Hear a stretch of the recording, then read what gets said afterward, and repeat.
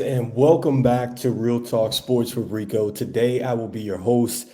Today, we are actually talking about weeks 1 through 3 of the NFL season. I'll actually be recapping pretty much some of the hot stories that have been going on for weeks 1 through 3. Just a welcoming sight to be back to the podcast, guys, as we are revamping the studio. Got a lot of great shows coming up for you. But before we actually jump into the content today, I first and foremost want to thank Spotify, which was formerly known as Anchor Podcast there. That's where you can find the podcast. You can also find us on Real Talk Sports with Rico at our YouTube channel as well.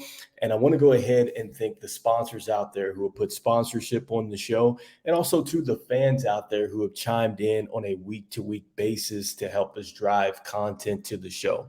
So while I'm diving into these topics, guys, I do have some Madden 2024 gameplay up that I'll actually be putting up here, along with some of the dialogue that I have here for weeks 1 through 3. So I hope you guys enjoy that. Make sure if you are playing a console, you go out there and you check that out for yourself. So let's start with the Philadelphia Eagles, who actually got a big win here last night in Monday Night Football. I'm actually going to throw up some video gameplay of them going against the Dallas Cowboys, which is another team that I definitely want to talk about here.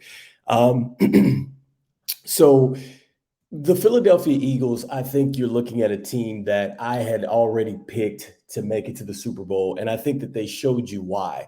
They're really complete in all three stages. And the one thing that I did talk about in the preview going into the season is that the Philadelphia Eagles have gotten richer on defense.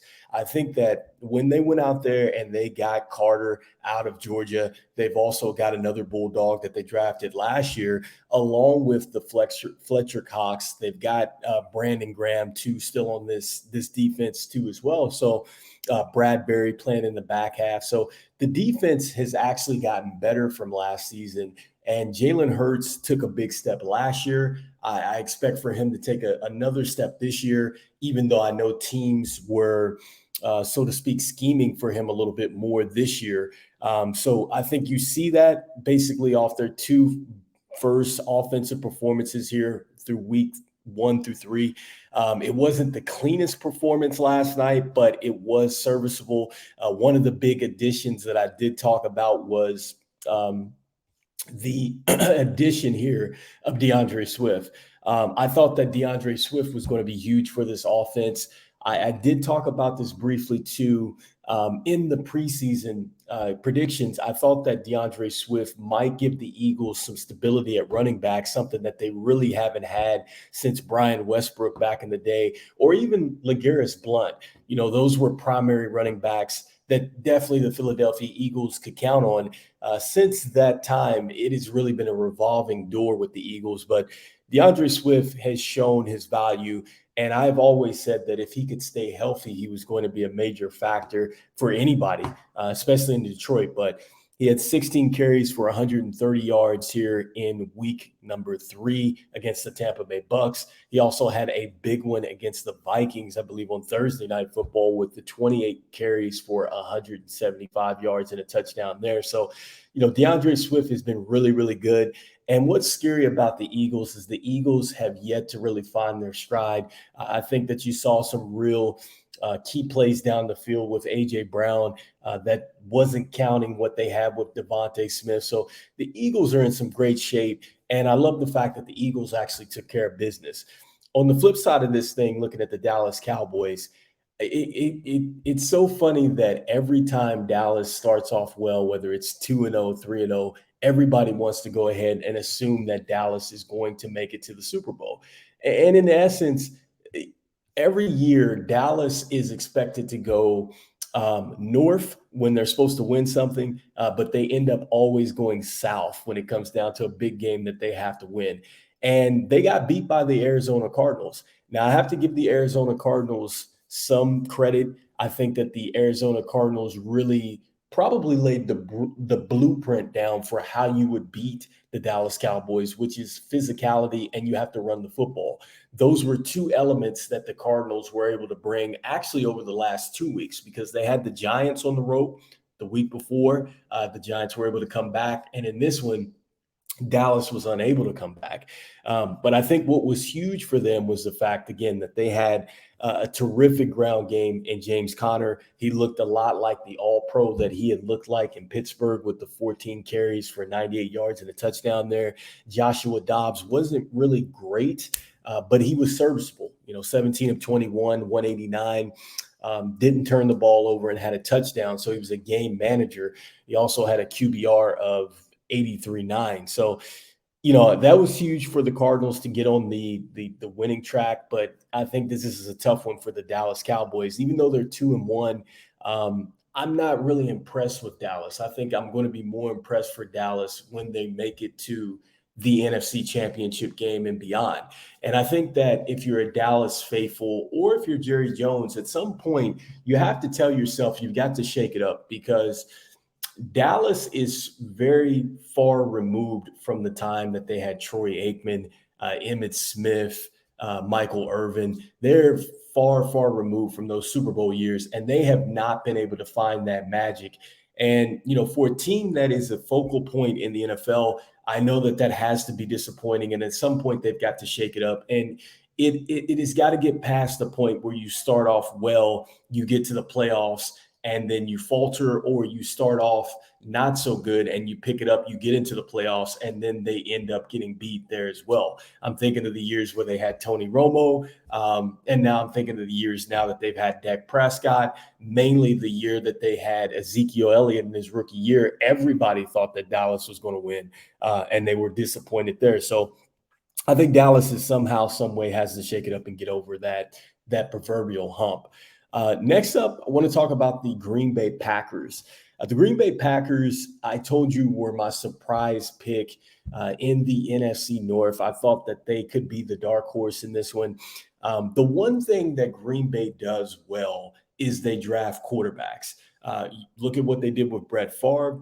Look at what they did with Aaron Rodgers. And now you're seeing it with Jordan Love, who threw for 259 and a touchdown. He did have a pick there in yesterday's game, or Sunday's game, against the Saints in their comeback where they were down 18 or 17-0. So Jordan Love has looked really good. I know he wasn't looking as good when he had to take an early start for Aaron Rodgers, I think about a season ago. But I think that the confidence that Jordan Love got as soon as he was drafted, yes, he wasn't necessarily ready to play when they called upon him for that one-off injury game that Aaron Rodgers had. But after a year of sitting behind Aaron Rodgers again, this is finally his training camp. I think you're seeing the evolution here of the Packers and Jordan Love. And I expect for them to get even better when they get Christian Watson back. And Romeo Doubs is playing outstanding. Those were two wide receivers that they drafted a season ago. They're starting to pay dividends here. So I think that Green Bay remains on my radar. I think that they could possibly steal this division from the Lions. Speaking of which, about the Lions. So I have to give credit where credit is due. I anticipated that the Lions were going to be good. They have looked good so far through the first 3 weeks. I was a little disappointed with them after they beat the Super Bowl champs on week 1. I thought that they were going to come back here in week 2 and take care of Seattle. Wasn't able to do so, but it was a pretty good game. I think that they had a pretty good game a year ago against the Seattle Seahawks in Seattle, where that actually went down to an OT. But Geno Smith was able to throw his second TD pass to Tyler Lockett, which actually lifted the Seahawks up to a 37-31 victory there in week 2 against the Lions. But the Lions come back against the undefeated Atlanta Falcons here and get a critical win, winning 20-6. Jared Goff throws and runs for a TD here. And more importantly, they have really found something with Jamar Gibbs, a young man that they got out of Alabama, certainly made DeAndre Swift expendable. But now you're starting to see him really catch his legs. Usually it takes running backs about 3 or 4 weeks within the regular season to really catch on. He's starting to find himself, starting to look really good over the last couple of games, and shows why Detroit had so much upside with him and value in him, and letting Jamal Williams go and also letting DeAndre Swift go. So This complements Jared Goff well. And the one thing that I like about the Detroit Lions right now is they're playing complementary football. I think that their defense is probably going to be one of the best in the league. I think it's going to be right up there with the Philadelphia Eagles and the San Francisco 49ers when it's all said and done. But more importantly, their offense kind of looks a lot like what it did when Jared Goff played for the Rams. So I love what the coach has got developed around Jared Goff. I've always said that Jared Goff needs a lot of pieces to be successful. And kudos to the Detroit Lions. I think they're very poised, if not to win this division. I think that they're going to move on and certainly qualify for a playoff spot, something they haven't done since 1992. Next up, the next team that I want to talk about is the Miami Dolphins. The Miami Dolphins have certainly been the talk of the town after putting up 70 points in week number 3 against the Denver Broncos, who I think is one of the worst teams in the league. And I don't think it was necessarily a rubbing game or anything like that. But to me, it seems like with the Broncos, I think a lot of people are taking Sean Payton's comments personally. Sean Payton was on the air as a television analyst after coaching the Saints for about a year or two. And he made some comments about some coaches and players and things like that. And I think now that he's on the sidelines, I think teams are starting to go ahead and they're wanting to go ahead and pay off the debt, so to speak. And I think that is why you are seeing a lot of teams really take it to the Denver Broncos, even though Denver is just not that good. But with the Dolphins scoring 70 points, I said this before, I felt like Tua is that guy that he has to stay healthy. Tua has to stay healthy in order for the Miami Dolphins to be good. If Tua doesn't stay healthy, then I think the Dolphins struggle. I don't believe too much into Tua. I think that Tua is a guy that to me, if he's not healthy, I think he's probably looked at as a bust. And I think he's doing well this year. Kudos to him. He's stayed healthy. I hope he does stay healthy in his career. I'm not betting on the fact that that's going to happen. I think that Miami is going to take a slide. I don't think that Miami is necessarily going to end up winning this division, even though I think that they have a ton of talent, especially if Tua goes down. One of the guys that I did talk about here was he's out of Texas A&M, talented running back, Devon Aiken. I think that this guy has the potential to possibly steal RB1. 19 carries, 208 yards, and 2 touchdowns, against the Denver Broncos. And when you look at him, he has tremendous speed. He has tremendous hands as well. He reminds you of a bigger version of, say, like a Marshall Faulk, the way he is so versatile like that, and even a little bit more of an Austin Eckler type running back. And so, look, Miami again's loaded. I think it comes down to Tua. Can he stay healthy? I'm not sure about that. But so far, the Dolphins look really, really good. One of the most disappointing teams in the NFL right now has to be, in my opinion, it's the Los Angeles Chargers. The Chargers, even though they got a win here in week 3, winning 28-24, they have looked terrible. They got torched by the Miami Dolphins. They gave up terrible penalties in that game. In week 2, they were up against the Titans and they gave that one away. And then they almost gave this one away against the Vikings. The Vikings literally were on the 3 or 4 yard line, something like that. Kirk Cousins throws an interception and gets picked there in the end zone, which allows the Chargers to get a win and keeps the Vikings winless. The Chargers, I thought, had really got over what had happened with Coach Lynn before Coach Staley had gotten there. And when Coach Lynn was there the year before Staley here's last year, they were really the champs and just losing close games. And I think that they have really gone back to that formula.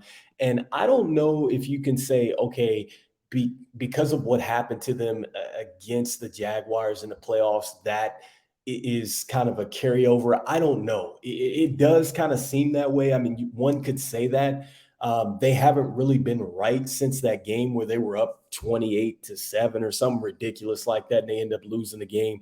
But this is much like the Chargers over the last couple seasons. They just find ways to lose games. And there's that old adage where you have to ask yourself, or you say to yourself as a competitor, they're not really getting beat by teams per se. They're beating themselves.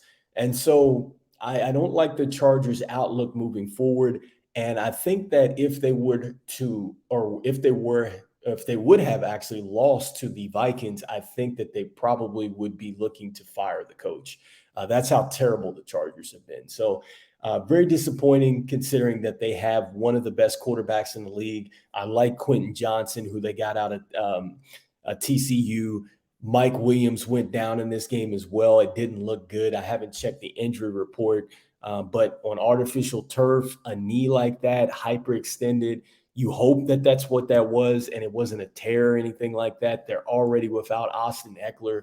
I don't think that the Chargers are trending in a good position. And I really think that it's a possibility that they could actually end up firing the coach. I mean, because when I looked at the box score, Justin Herbert threw it 47 times. He was 40 for 47.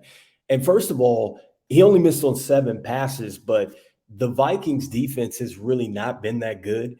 And I'm not sure that Justin Herbert's going to be able to eat up defenses like that and go 40 for 47. I mean, this is stuff like Patrick Mahomes does this stuff maybe every once in a while. But for him to continue to do that, for them to win, it's not a good success or a good formula for success for the Chargers. Next up, let me talk a little bit here about some of the rookies, mainly the quarterbacks, and starting with Anthony Richardson. So Anthony Richardson, if you've been looking here over the first couple games, he's really looked good as far as running the football. The problem with him is that he cannot stay on the field. You're looking at some footage right here of Anthony Richardson right now and what he would look like in practice. But he's been knocked out through to the concussion protocol. And I think that when you look at Anthony Richardson, he reminds me a lot of what RG3 was for Washington back in the day, but he doesn't necessarily have, I think, what RG3 had initially with his ability to kind of dice up defenses with his arm. The scheme was really good. And I said that, with the Colts, they were going to struggle because offensively, they were already without Jonathan Taylor. They were already trying to figure out what they were going to do with running back with RB1, which I think they figured it out with Zach Moss, who's been incredible thus far. But they struggle to get the ball to their playmakers, whether it's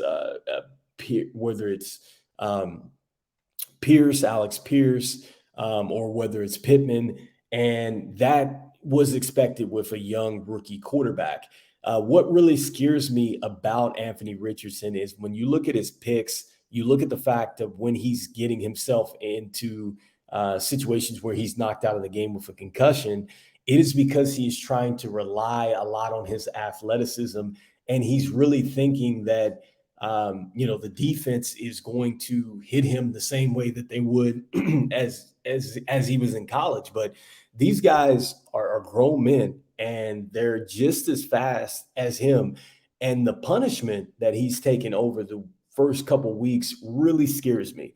It doesn't seem like if he continues to take that type of punishment, he's not sliding and he continues to put himself in that vulnerable state. I don't know if Anthony Richardson's going to finish the season, and I'm not sure about Anthony Richardson as far as the long haul health-wise. And that's huge, for a franchise that has put a lot of stake into Anthony Richardson.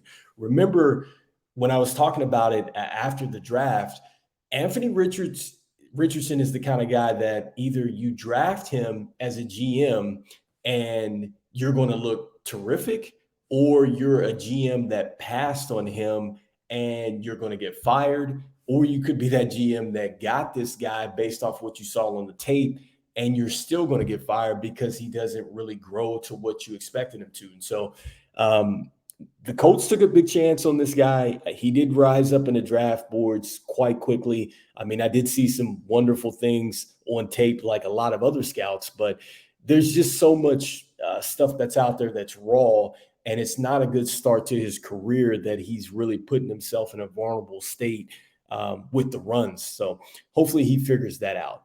Next up, let's talk about CJ Stroud. And so CJ Stroud has looked terrific. I think that when you look at CJ Stroud might be the best quarterback in this draft. I think that CJ Stroud looked really good against the Jaguars. I thought that when he essentially got into the starting role initially, he looked a little. I shouldn't say startled, but maybe not necessarily adjusted to the game speed of the NFL. But I think that now is starting to slow down. When you look at what he was able to do against the Jags here this last weekend, putting up 37 points, 280 yards, 2 touchdowns, huge for him. And he looked calm in the pocket.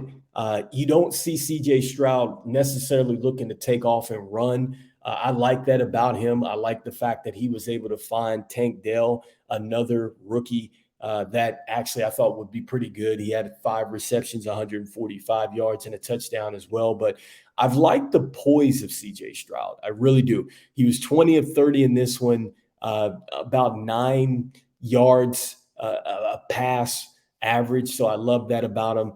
Right now, he's 64% on his passing attempts. He's almost to about 1,000 passing yards, but he has 4 touchdowns on the year. And even though, like I said, they lost in the first 2 games, he has looked even better each and every week. This is by far one of his most efficient weeks out there.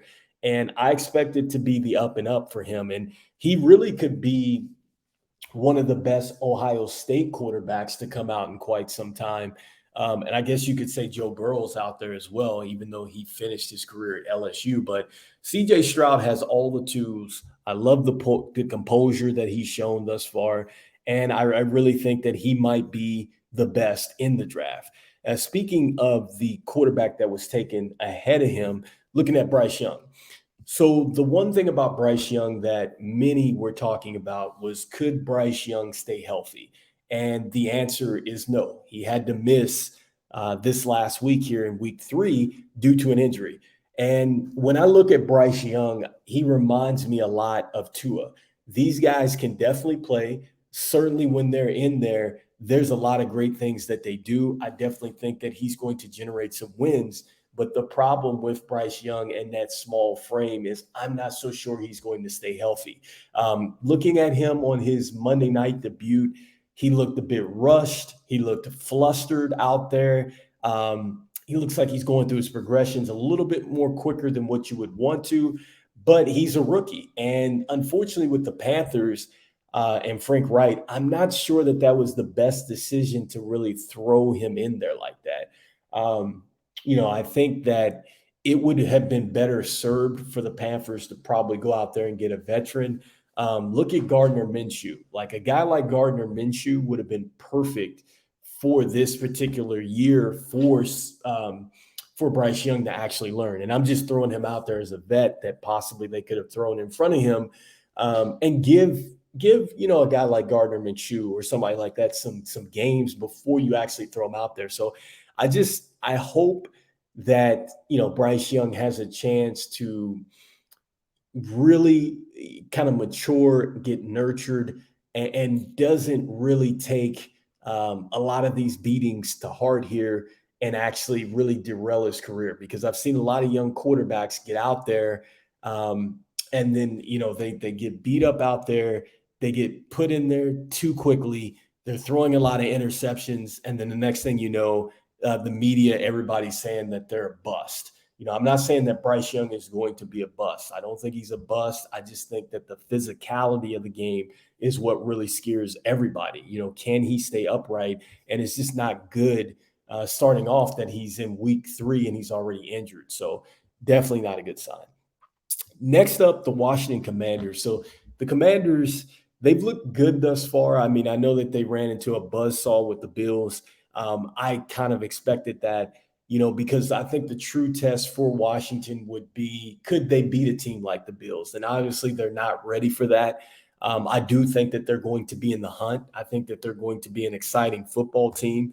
I do want to go back and revisit Sam Howell. I think Sam Howell's been very efficient.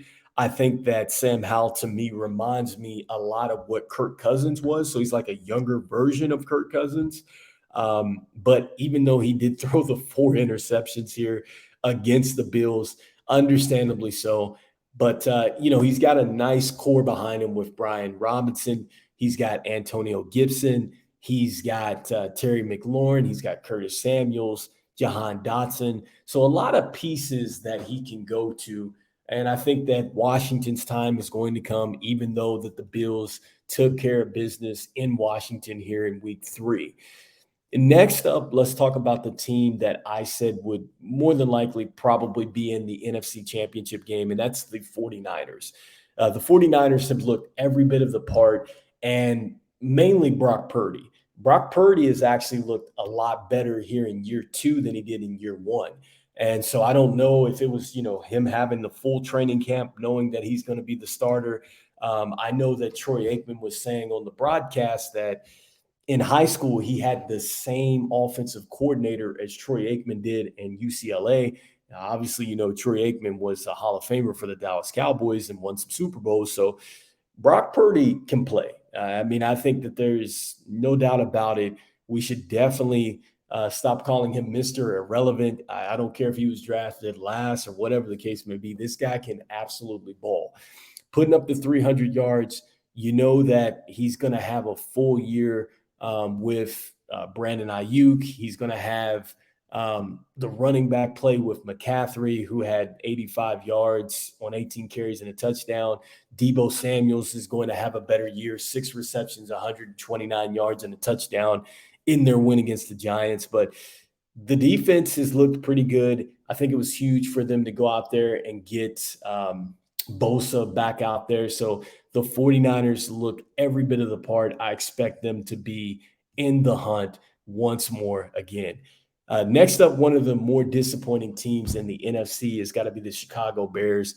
I had them picked to be probably last in the NFC North, but I expected them to compete a little bit better than they have. They're now 0-3, dropping an embarrassing one to the Super Bowl champs, the Chiefs, defending Super Bowl champs. So Justin Fields, I don't think it's his fault. I think that it's the pieces around Justin Fields. And one of the coaches was let go. A lot of controversy there. You'd have to look that up and see what that's about. But I think that, it just comes down to the fact that they have got to get better pieces around Justin Fields. And I think that if you put Justin Fields on any other team, like for instance, if he were with the Cardinals, I think that that's a team that they could win immediately. I think that the Cardinals are a team that surrounds him with better talent, and why the Chicago Bears have not gone out there and surrounded Justin Fields with better talent, that's just puzzling to me. And it almost seems like you have to ask yourself, is the GM trying to set Justin Fields up for failure in this situation? Because I guarantee you're not going to find another quarterback any better than that. Even if you were to put Caleb Williams, a guy that a lot of people might be tanking for next year, you put him on the Chicago Bears team and he wouldn't be able to get it done. They just don't have enough playmakers out there. And so that's really the most disappointing thing with the Chicago Bears, is that they have not put the talent around a top tier quarterback, and they're really wasting this quarterback. Lastly, I want to talk about the Jets. And so the Jets, if you've been looking at their season thus far, it's been interesting because they lost Aaron Rodgers to the Achilles injury. They're back to Zach Wilson. And sadly, I think that we could now say that Zach Wilson is not the guy. I didn't think he was the guy last season. Certainly when they took that slide where they had started off very good and then they took the slide, and they knew it was the quarterback. That's why they went out there, they made this deal, and they got a 39-year-old quarterback in Aaron Rodgers. The problem is they didn't anticipate Aaron Rodgers going down with a season ending injury. And now they're back to Zach Wilson, and they're in a situation where they got better offensively, right? Because they got Dalvin Cooks, they got Brees Hall back. They went out there and got Lazard. They have Randall Cobb. They still have Garrett Wilson, who I thought was going to have an amazing year this year, right? So they got all these offensive weapons. The defense is every bit of stellar, but they still don't have quarterback play. And to hear Robert Saleh, the coach there, say that he feels like Zach Wilson is the guy, I'm not sure about that. They just went out and signed Trevor Siemian on the practice squad, and that indicates to me that they maybe think that they've got to take a look here at some vets and get somebody in here before this season slips away. And it's unfortunate for the Jets because I had the Jets really picked to possibly steal that division. And I think now it's wide open for them, for actually not for them, but for anybody else in that division. So pretty disappointing with how the Jets have actually ended up here. And they've got to go out there and get them some more insurance policy. And before I get off here, I'd have to talk about the Raiders, man. Jimmy Garoppolo coming over here. Been disappointing for Jimmy Garoppolo. I said that they needed a running game. They haven't been able to get Josh Jacobs going. And anytime Jimmy Garoppolo has had some success, he's always had a good running game. Just look at what he had with the 49ers. You look at what Coach Shanahan set up for him. They've always had good running backs. They don't have very good running backs, and I think you see that he struggled. And it's really surprising that he's able to get Devontae Adams off 13 receptions, 172 yards, and 2 touchdowns here in this last game against Pittsburgh, but they still lose because Jimmy Garoppolo throws 3 interceptions. So that's not really Jimmy Garoppolo's game. He's not a guy that you want to see turn the football over like that. And if he does turn the football over, you know that you are into some real trouble, man. You're in some real trouble. And so that's really been the story, I think, for Jimmy Garoppolo and the Raiders. And kudos to the Bengals taking care of business.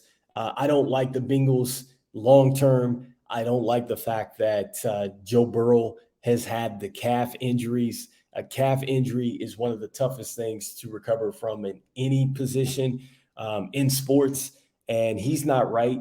And they have struggled to get the ball down to their playmakers. They haven't been able to get Joe Mixon involved. The defense is stellar. And you're not seeing the Bengals sustain a lot of drives. It scares me that they only were able to put up 19 points, even though Jamar Chase had over 100 yards and so many receptions here yesterday in Monday night's game, or actually in Monday night's game. So, yeah, the Bengals long-term doesn't look very good, even though they did get a win here against the Rams. And so with that being said, guys, that is today's show. I just wanted to briefly talk about, some of the teams and some of the things that have been going on weeks 1 through 3.